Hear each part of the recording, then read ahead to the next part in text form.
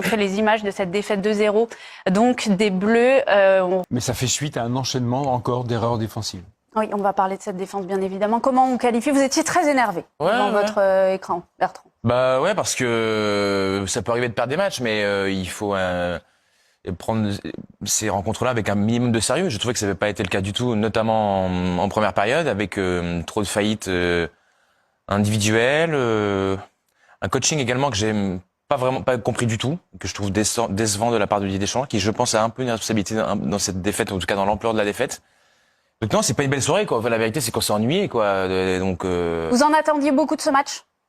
Non, mais on a toujours l'espoir. On a toujours l'espoir qu'il se passe quelque chose. Il y avait cette nouvelle position de Dembélé qu'il a occupée pendant une mi-temps. Après, il a rejoué à droite, qui pouvait faire naître quelque chose. Ça n'a pas été le cas. Le retour de Mbappé. Enfin, il y avait quand même des choses à signaler. Et c'est sûr que c'est pas avec le milieu de terrain qui est aligné que j'en ai pas fantasmé la nuit dernière de ce milieu de terrain-là. Et je trouve que ça dit quand même beaucoup de ce réservoir français qui n'est pas au niveau que nous pensons être. C'est-à-dire que je suis désolé, Tchouaméni, Rabiot, Guendouzi, bah tu te lèves pas la nuit pour les voir jouer. Et quand tu vois ceux que t'as fait rentrer, non plus. Donc, va falloir peut-être qu'on arrête de penser qu'on a une des meilleures équipes du monde, parce que je suis pas sûr qu'on l'ait encore. Je sens que Christophe Lelichon est d'accord, mais pas totalement. Non, il y a quand même beaucoup de talent en France et dans cette équipe de France. Maintenant, c'est l'animation que l'on va mettre sur le terrain. Le problème, c'est que on a l'impression ce soir que les joueurs jouaient pour la première fois ensemble. Ce qui n'est pas le cas.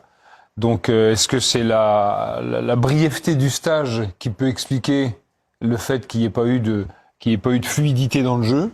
Peut-être. Moi, j'ai dit avant lors d'une précédente émission que il y avait beaucoup d'intelligence sur le terrain. Et ce soir, on l'a pas trop vu, cette intelligence. Les très bons joueurs, ils arrivent à prendre les choses en main à un moment donné. Et ce soir, on l'a pas vu. Donc la question que je me pose, pourquoi? Pourquoi on n'a pas eu, avec ces talents-là, même si le milieu de terrain, il n'y a pas de créateur, il n'y a pas de personnes, il n'y a pas de Griezmann. Mais néanmoins, il n'y a pas eu d'intention. Et c'est ça qui est gênant. Ce qui a favorisé la performance de la Croatie. On écoutera Didier Deschamps au moment de la conférence de presse. Philippe, bonsoir. On le qualifie comment? Bonsoir. Bonsoir. Eh bien, si on s'est pris une banane à split, c'est que toutes les forces traditionnelles de l'équipe de France n'ont pas été là ce soir. Bien au contraire, quand l'équipe de France ne met pas sur le terrain sa solidité, c'est-à-dire son agressivité,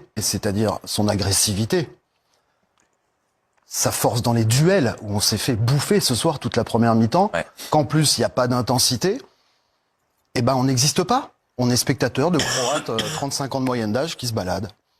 Pourquoi? Je développerai plus tard. Ah, le suspense est entier, ça c'est du teasing, ouais, effectivement. On rappelle, c'est un quart de finale de Ligue des Nations. Il y aura un match retour dimanche au Stade de France. Vous y serez, Bertrand Latour. Oui. Pour l'instant, c'est Louis Vix qui est à Split. Louis, vous avez entendu tout ce qu'il s'est dit pour l'instant sur ce plateau. Est-ce que ce que vous avez vu sur place, ça correspond, ce qui s'est dit, ça correspond à ce que vous avez vu ce soir? Oui, complètement. Évidemment, je pense que c'est un sentiment qui est exacerbé. Rigolez Bertrand, mais dans quelques jours, ce sera à votre tour d'être à ma place. Et je pense que vous rigolerez un petit peu moins. Mais évidemment que ce qu'on a vu ce soir n'est pas digne de l'équipe de France. On avait, à juste titre, beaucoup d'envie au moment de voir cette équipe, et notamment l'attaque, parce que Mbappé était plus revenu d'un moment, parce que Dembélé donnait vraiment envie d'être vu, quel que soit son rôle, et on a été déçus. Alors après, c'est pas la première fois, et Bertrand je sais très bien qu'on est très déçus et qu'on assiste à une bouillie de football, parce que je pense que le mot n'est pas galvaudé pour décrire cette première période. L'image de la sortie d'Ibrahima Konaté, mais je trouve que c'est difficile de pointer du doigt une ou deux individualités, tant c'est le collectif qui a failli. Et ce qui était marquant dans le stade, c'est le déchet technique qui est juste abyssal pour des joueurs qui sont pour la plupart, et pour ne pas dire tous, et qui évoluent dans les plus grands clubs européens. Donc c'est une vraie faillite, et je crois que la seule fois dans un match aller-retour où la France a été menée 2-0 et eu l'obligation de tout renverser, c'était au début du mandat de Didier Deschamps, d'ailleurs en novembre 2013, le barrage aller face à l'Ukraine, et la suite de l'histoire on la connaît, et on souhaite que ce soit la même dimanche. Louis, on précise juste, il y a beaucoup de bruit autour de vous parce que vous êtes au niveau de la zone mixte, là où les joueurs vont passer pour répondre à vos interviews. Oui, vous avez levé le doigt. Je félicite Louis de m'avoir devancé sur ma deuxième explication. Ah mince, il a tué le suspense. Non, mais il a bien raison. Évidemment, et ça fait des mois et des mois que je le répète à chaque rassemblement, on a une immense lacune technique. On n'est pas capable, vous parlez du milieu de terrain, pourquoi? Parce que c'est là où c'est le plus criant pour moi. Bien sûr. parce que techniquement, on n'est pas capable de, à toi, à moi, on joue au ballon, on se fait des passes, sans complexe, sans peur, et on échange, et il se passe quelque chose. Mais techniquement... Ils l'ont fait, il y a eu un quart d'heure, enfin moi j'ai suivi ça avec vous. En deuxième mi-temps. Vous étiez assez critique, assez enflammé, mais... En deuxième période, Bertrand. Ça a poussé avec l'occasion de Dembélé, il y a eu 2-3 enchaînements, ou même un peu plus. En deuxième période. Oui, mais ça manquait d'efficacité. Mais parce qu'il y a l'intensité qui va avec. Oui, mais ça c'est le SMIC, ça c'est le SMIC du sportif. Non, parce qu'il n'y a pas d'intensité, il n'y a pas de combat, il n'y a pas de bataille. Non, parce qu'il y a une nouvelle animation, il change de système en deuxième période, qui fait que là, on réussit avec d'autres repères à déclencher des choses, à créer des mouvements où la technique, une certaine technique peut s'exprimer. Mais moi, je dis que dans le concert européen d'aujourd'hui, il y a 1, 2, 3, 4, 5 nations qui sont peut-être collectivement au sens technique supérieurs à nous. Ah oui. Et j'espère qu'on ne le payera pas trop cher, un de ces quatre. Ah, si, forcément. C'est pas un problème technique. Tous ces joueurs-là ont une excellente technique. Là, je pense qu'on se trompe totalement. Le problème, c'est la relation entre les joueurs. Supposé. C'est la relation entre les joueurs. On n'a pas vu de joueurs qui étaient en relation. Et c'est ça le problème techniquement, ces mecs-là, ils font quasiment. Alors même sur le milieu de terrain, on n'a pas un créateur, mais non mais il y a pas, en général, on a un créateur, un Modric par exemple, il y en a un dans l'équipe croate. Mais là, on n'a pas ce joueur-là. Mais c'est pas, on peut faire sans ce joueur-là. On peut faire sans ce joueur-là à condition ce soir, on n'a pas réussi. Et des repères. Qu'est-ce qu'a dit Philippe? On a vu en deuxième mi-temps, quand certains joueurs ont retrouvé leur poste, donc on a joué sur des repères. Oui. Ouais, mais les repères, Dembélé, c'est des repères tout à fait différents au PSG. Et pourtant, il exprime autre chose. Moi, je suis surpris de l'analyse de... Pardon? Mais dis donc. Non, mais effectivement, il est bien élevé. Antoine Judith, notre radio ce soir dans le Late Radio, vous allez réagir évidemment Bertrand, mais il est 23h et vous le savez, dans le Late à 23h, c'est l'heure du rappel des titres, on va repartir. Bertrand. Oui. Non, je disais que j'étais surpris de ce que disait Christophe, et d'autant plus compte tenu de son parcours et de sa formation.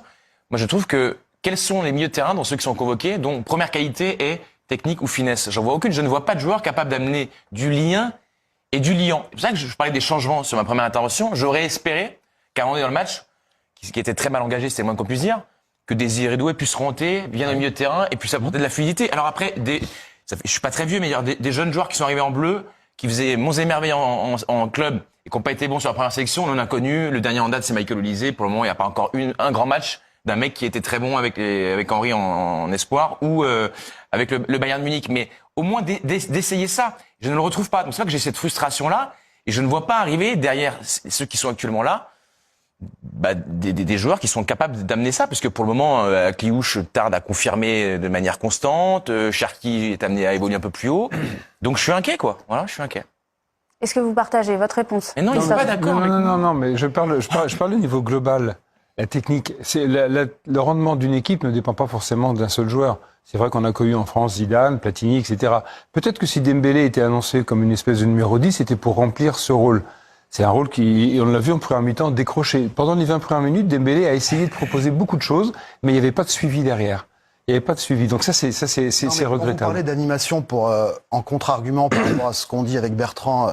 C'est un autre débat, Christophe. Nous, on parle juste du pur niveau technique d'ensemble de notre effectif actuel. On dit juste que on n'est pas les meilleurs. On n'a pas Barella, on n'a pas Tonali. On n'a pas Vitinha, on n'a pas Neves, on n'a pas Pedri, on n'a plus Griezmann. Christophe, ça il est pour rien.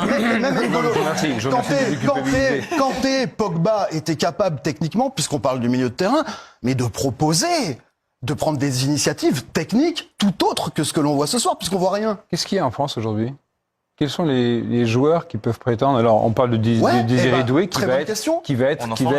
Il y a un Doué qui arrive, qui mérite d'être vu. On prend le temps, on n'est pas pressé. Et petite précision, ni Bertrand ni moi ne prétendons qu'un Rabiot, un Guendouzi ou un Tchouaméni ont les pieds carrés. On n'a pas dit ça. Exactement. On n'a pas dit ça. C'est d'avoir les mêmes profils. On dit qu'on manque de talent technique pour au milieu de terrain être en mesure de proposer, créer quelque chose. Alors qui vous voulez?